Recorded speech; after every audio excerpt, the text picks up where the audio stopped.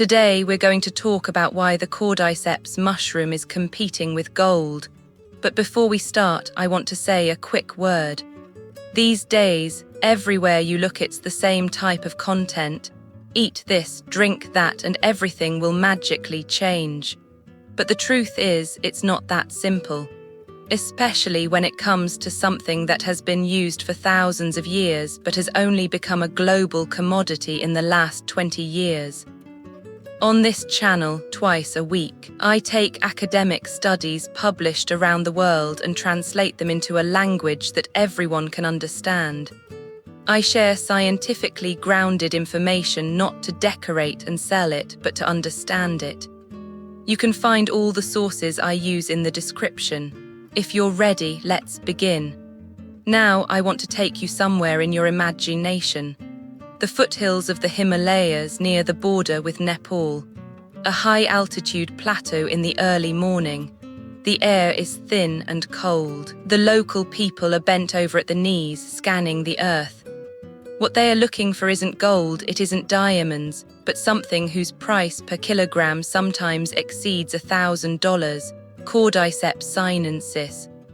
This mushroom doesn't grow from the ground like an ordinary plant. It grows on an insect. More precisely, it enters a caterpillar, uses its body to develop, and then emerges from the ground like a tiny stick. That's why in some cultures it's called a half animal, half plant, and this rarity is just the beginning of its story. Cordyceps needs high altitude, clean air, and specific temperatures. And it doesn't find these exact conditions every year, so by nature it's limited.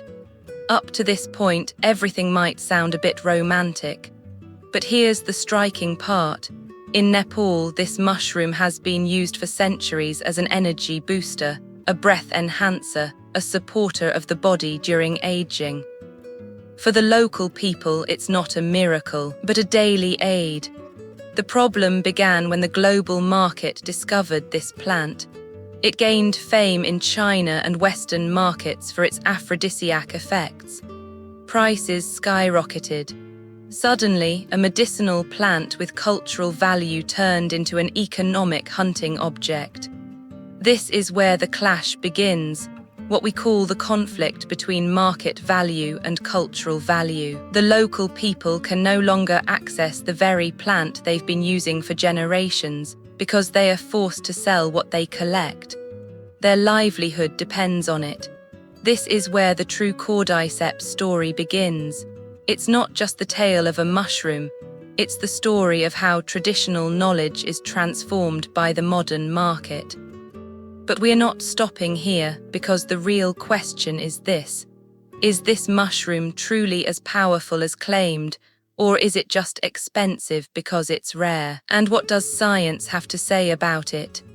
In the next chapter, we'll dive into how Cordyceps affects the body, especially in terms of energy, hormones, and men's health.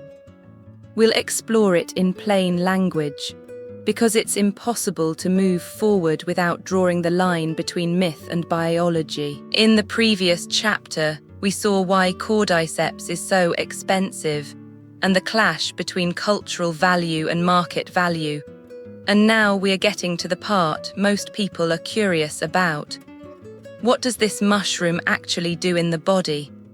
Does it really give you energy, or does it just have a good story? Here it's crucial to separate what's described from actual scientific data, because what makes Cordyceps special isn't just its rarity, but the fact that it influences certain mechanisms in the body. And these effects are not magical, they are biological. When we look at studies done on Cordyceps sinensis, the topic that stands out most is cellular energy, in very simple terms, ATP production. If we explain ATP very simply, we can call it the fuel of the cells. The more ATP, the more endurance, the better recovery. This is especially why Cordyceps has been preferred by communities living at high altitude. When traditional use in Nepal and Tibet is examined, it's reported that the mushroom opens up breathing, reduces quick fatigue, and makes the body more resistant to cold.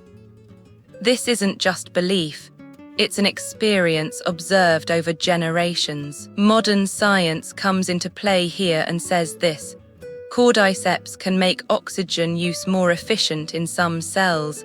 That is, it allows more work to be done with the same breath. That's why it has attracted interest among athletes and individuals experiencing chronic fatigue. But here's a really critical distinction. Cordyceps is not a stimulant. It doesn't suddenly boost you like coffee does. On the contrary, it creates a more balanced sense of energy. That's why in traditional medicine it has been preferred for older individuals, because it supports the body without overloading the heart. Another topic people often wonder about is the aphrodisiac effect, and here exaggeration and reality get mixed up. Cordyceps doesn't directly load hormones into the body. It shouldn't be thought of like a testosterone injection. But some studies have shown it indirectly supports hormone signaling pathways. That is, it doesn't force anything on the body, it helps the body better balance itself. This has attracted interest particularly in men experiencing what we call LOH, or late onset testosterone decline. But I want to make this clear. This is not a treatment, it's a supportive herbal approach. In traditional use in Nepal, this mushroom is not used on its own. It's generally taken in specific periods in specific doses, and often alongside other herbs. In other words, it's not something randomly consumed every day. And that's exactly where the modern world has lost the plot, turned into capsules and marketed like a cure-all, which leads us to misunderstand cordyceps. We need to clearly see the difference between scientific mechanism and marketing language here. Cordyceps can play a role in energy metabolism, immune balance and oxygen use in the body, but it doesn't do this the same way for everyone. It depends on age, metabolic state, the form used and the dose. And there's another very important detail. A large portion of products sold on the market are not real Cordyceps sinensis because wild harvest is so limited. Usually lab-grown strains are used, not to say they are ineffective, but they are not identical. That's why when we talk about why a mushroom sells for $1,000, we need to look not just at the label, but at the content and the context of use. In the next chapter, we'll continue from this point and focus on this question. What's the difference between cordyceps and other herbs like saw palmetto, Pygeum africanum, Urtica dioica in how they work for men's health, and why some of them aren't as expensive as cordyceps but have clearer effects? Because sometimes value is understood not by the price tag, but by the mechanism. In the previous chapter, we talked about how cordyceps works in the body and why it should be thought of as biological support rather than something magical. And now we come to a very critical question. If something is expensive, is it really more effective? Or do we want to believe it's effective? Because when it comes to men's health, cordyceps is often mentioned on its own. But when we look at the scientific literature, there are other strong players on the stage as well. And interestingly, many of them are not as popular or as expensive as cordyceps. For example, saw palmetto, the dwarf palm. This plant is one of the most studied herbs specifically for BPH. That is benign prostatic hyperplasia. Its mechanism is clear. It affects the 5-alpha reductase enzyme that converts testosterone into a stronger form within the prostate, meaning that it tries to slow down the growth signals directly in the prostate tissue. Pygeum africanum, on the other hand, is derived from the African cherry tree and works to reduce swelling in prostate tissue and relax urinary flow. What's interesting here is this. The effects of these herbs work through more targeted mechanisms rather than general energy like cordyceps does, meaning One supports the system as a whole, while the other focuses on a specific problem. Urtica dioica, that is stinging nettle, can similarly affect hormone-binding sites and may help alleviate pressure in the prostate. In phytotherapy studies originating from Korea, these herbs have been shown to play a supportive role especially in BPH, erectile dysfunction, and LOE, which is the late-onset drop in testosterone. But here there's a very important distinction. These herbs generally do not work on their own, but in the right dose and the right combination. Cordyceps in this picture stands a bit differently. It tends to act more through general endurance, immune balance, and recovery. So you can think of it like the difference between a marathon runner and a repair worker. One keeps the whole system going, the other repairs a specific part. That's why the fact that Cordyceps is expensive does not automatically make it more effective. It just places it in a different category. In traditional usage in Nepal, Cordyceps is not seen as a miracle on its own. It's used as support during times of low strength in old age or during recovery after illness. It steps in when there's a need. Modern marketing, however, disrupts this balance by presenting it as something everyone must take every day. And this is where caution is needed, because in herbal therapies the most important point is context. For whom, for what purpose, and in what dose is it being used? The scientific mechanism comes into play here and tells us this. It's not the expensive one that's effective, it's the one that's used correctly. In the next chapter, we'll deepen this point even further as we return to the matter of Cordyceps' economic exploitation and ask this question. Has this mushroom really been a blessing for the local people, or has it become a burden because of global demand? Because the value of a plant is understood not just in the laboratory, but also in the soil where it lives. In the previous chapter, we talked about how the fact that Cordyceps is expensive doesn't automatically make it more effective and how different herbs in men's health can work through more targeted mechanisms. And now we're returning to the Himalayas, but this time we're not talking about biology. We are talking about people, because the Cordyceps story is not just a health product story. It's also an economic and social story. In Nepal, in the regions where Cordyceps is harvested, life comes to a complete halt during certain months of the year. Schools close, families head up into the mountains because this mushroom only emerges above the soil for a short period of time, and if that moment is missed, you have to wait another year. For the local people, Cordyceps was once simply a support used when needed, a small amount taken when elders lost strength or when someone needed to recover after a long illness. But as global demand increased, the balance changed. Prices rose and Cordyceps became a means of making a living. At this point, the market value we talk about overtook what we call cultural value, meaning that people living in the areas where the mushroom grows can no longer access the plant they themselves have traditionally used, because they have to sell what they collect. Their livelihood depends on it. Here a contradiction appears. A plant that has been used for thousands of years for healing turns into a luxury commodity in the modern world. Another dimension of this situation is ecological pressure. Cordyceps is naturally rare, and over-harvesting disrupts the cycle, forcing collectors to go higher and into harsher conditions each year, which strains both nature and people. Field studies conducted in Nepal report that every year during the Cordyceps season there are serious accidents and health problems, so this mushroom carries risk as well as healing. As modern consumers, we often don't see this. The story gets lost behind a capsule or a powder, but at the point where traditional knowledge intersects with modern medicine, an ethical question arises. How should we use these plants? Should we look only at their effects, or should we also consider the context from which they come?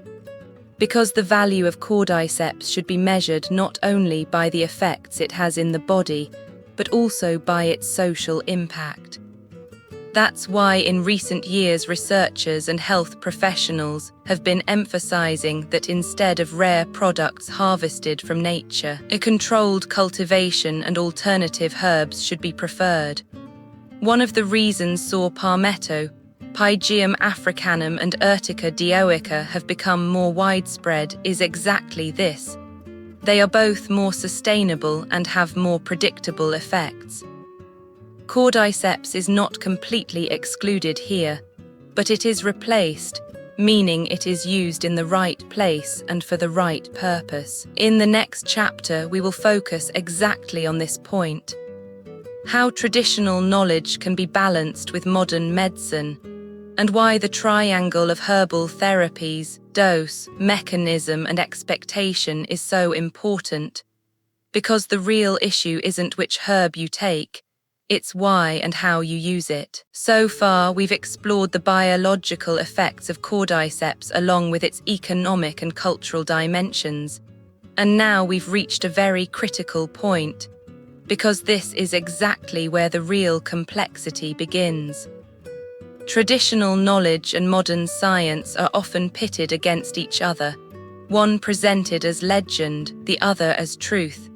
But the reality is that these two are not rivals. They are two different perspectives that, when used correctly, can complement each other. Traditional medicine is based on thousands of years of observation. If a plant works, it's used for generations, and if it doesn't, it's forgotten. Modern science, on the other hand, tries to understand why those observations work. It measures the mechanisms, defines the dose, identifies the side effects. Cordyceps is a highly instructive example in this regard. When we look at its traditional use in Nepal and Tibet, we see that it is not something given to everyone every day. It is used in certain periods when strength declines in old age or during recovery after long illnesses. In other words, it depends on context. In the modern world, however, this context is often lost. It is turned into capsules and marketed as something that should be used continuously. This is where science steps in and asks, who is this herb appropriate for, when, and at what dose? The same approach applies to saw palmetto, Pygeum africanum and Urtica dioica. In Korean phytotherapy studies, these herbs have been shown to provide supportive effects on BPH, ED, and low. But these studies all have a common emphasis: the right dose and duration. Saw palmetto, for example, may be ineffective at low doses, and at very high doses it may disrupt hormonal balance. Pygeum africanum can alleviate urinary symptoms with long-term use, but it is not an acute solution. Urtica dioica, since it affects hormone binding sites, is more meaningful when used in combination rather than alone. Traditional knowledge intuitively understands these combinations, while modern science analyzes them. In this picture, Cordyceps sits in a more general space. It is not so much a targeted herb as a system supporter, working on immunity, energy, and recovery. That's why expecting it to be a miracle for prostate or hormone problems on its own is not accurate. But when used in the right context, it can support the process. What matters here is setting the right expectations. Herbal treatments do not behave like pharmaceuticals. They work more slowly, more gently, but more holistically. This requires patience, and the most common mistake is here: people want quick results, and when they don't get them, they either increase the dose or give up entirely. But traditional systems are built on continuity and balance, and modern science confirms this. The effect of a plant generally appears over weeks and becomes meaningful when combined with lifestyle. That's why understanding Cordyceps cannot be done just by looking at its label. It needs to be evaluated with the culture it comes from, how it's used, and how it is marketed today. In the next chapter, we'll make this even more concrete. How can we tell if the products on the market are real Cordyceps or not? What are the differences between lab-grown and wild-harvested products? And what should we look out for as consumers? Because knowledge can protect you, but the right knowledge can empower you. So far, we've talked about the biological effects of Cordyceps, its cultural background, and how it should be interpreted with science. And now we're getting into the field because knowing theory isn't enough. The real question is this: the product you get in your hand, is it really Cordyceps? And if so, is it the right one for you? In the modern market, most products sold under the name Cordyceps are actually not wild, harvested Cordyceps sinensis, because the natural source of this fungus is extremely limited. The amount that can be harvested each year in the Himalayas only meets a very small fraction of global demand. That's why most products you see on the market are lab-produced types of Cordyceps. This is generally referred to as mycelium-based production. Is this bad? No, but it's different. Wild harvested Cordyceps is an organism that has completed its full life cycle in nature, whereas lab-produced versions are grown in controlled conditions, and this changes the ratios of active compounds in the content. Here's the first thing you as a consumer need to pay attention to. The form of the product. Is it a capsule, a powder, or an extract? Because the matter of absorption, which we call bioavailability, comes into play here. Powder form products generally have weaker effects, whereas in extracts certain components are concentrated. But then dose becomes very important. The second important point is the label information. In real Cordyceps products, the species is clearly written. Is it Cordyceps sinensis or Cordyceps militaris? These two are often confused. Militaris is easier to cultivate and cheaper, and while it has some similar effects, it is not identical. The third critical point is expectation management. If you're buying a product thinking it will shrink prostate enlargement or solve erectile dysfunction on its own, then you're holding the wrong expectation. Cordyceps is supportive, not the main actor. That's why in Korean phytotherapy literature, Cordyceps is generally evaluated not alone, but in combination with herbs like saw palmetto, Pygeum africanum, or Urtica dioica. One supports general energy and recovery, while the others work on specific target tissues. Then there's the matter of dosage. In traditional use, Cordyceps is used in very low doses and seasonally, whereas in the modern market it is often recommended for prolonged, continuous use. Science is cautious here because data on long-term high-dose use is limited. In other words, more is not always better. And finally, there is an ethical dimension. If a product is suspiciously cheap but claims to be real Cordyceps, you need to stop and think, because it either isn't accurate in content or its source isn't transparent. Being a conscious consumer doesn't just protect your own health, it also protects the ecosystem from which this plant comes. In the next chapter, we'll put all this information into a framework: who Cordyceps might be meaningful for, who it might be unnecessary for, and what the real question we should be asking when talking about this fungus is, because sometimes the right product on the wrong person means nothing at all. Up to this point, we've talked about what Cordyceps is and isn't, where it comes from, how it works, and how it's often misunderstood. And now we're arriving at the most important question. Who does Cordyceps actually make sense for? Because not every herb is suitable for every person, and the biggest disappointments begin right here.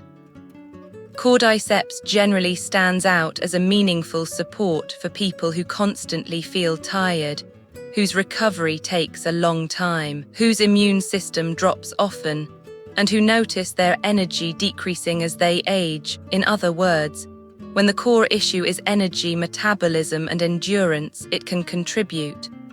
But if the main complaint is frequent nighttime urination due to prostate enlargement or a distinct case of erectile dysfunction, then Cordyceps on its own is not the right answer, because it doesn't work with that specific target.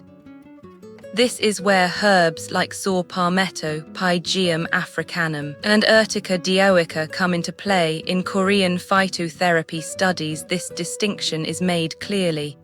Cordyceps is general support, saw palmetto works on the target tissue, Pygeum helps ease symptoms, and Urtica helps with hormonal balance, meaning each one touches a different part.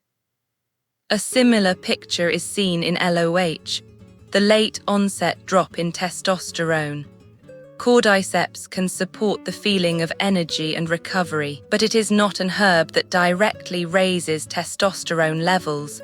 So if you use it with an expectation about hormones, it will lead to disappointment.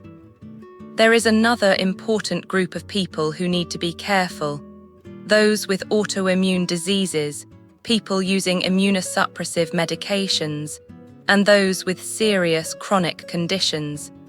These individuals should evaluate using this mushroom only after consulting a health professional, because anything that affects the immune system doesn't give the same result in every body.